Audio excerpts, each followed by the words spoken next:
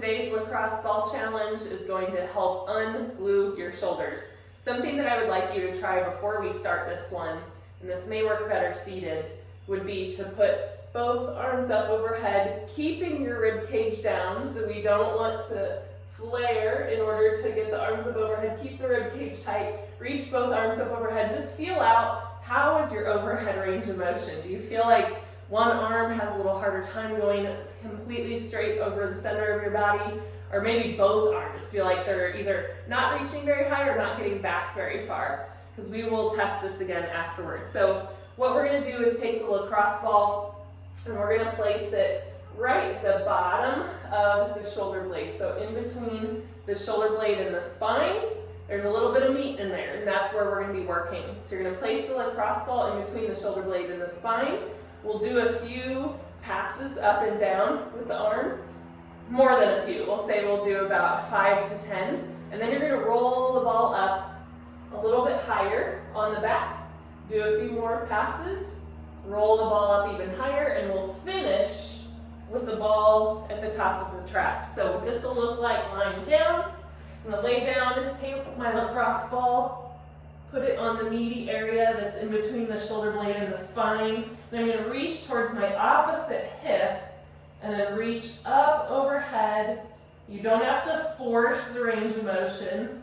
Just reach as far as you can and kind of hang out in that end range for a few seconds.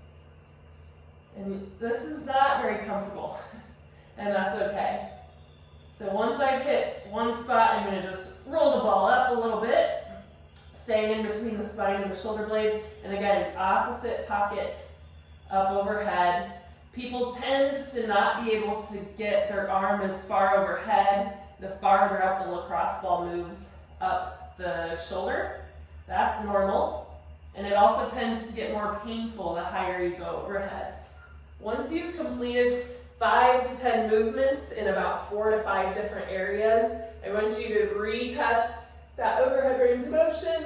I can already see and feel just from that little bit that I did, this arm's a little bit higher overhead. What's happening is that's allowing my scapula to actually have more movement in it. Our scapula should move, kind of wing out to the side as we raise our arm up overhead. And if our muscles are tacked down and glued together back there, we're not going to have that freedom of movement in our scapula like we should, and that's going to limit how high you can reach and how far back you can get that arm overhead. And a lot of times what we find is when people have those restrictions, we overcompensate in order to get the bar or whatever it is up over the center of our body. We start to break the midline in order to get that over the center of our body, and that causes, for one thing, loss of stability through the core because those abs aren't engaged, and then also a lot of lower back pain. So if that's something that you suffer with, you may want to look into your shoulder mobility more than anything.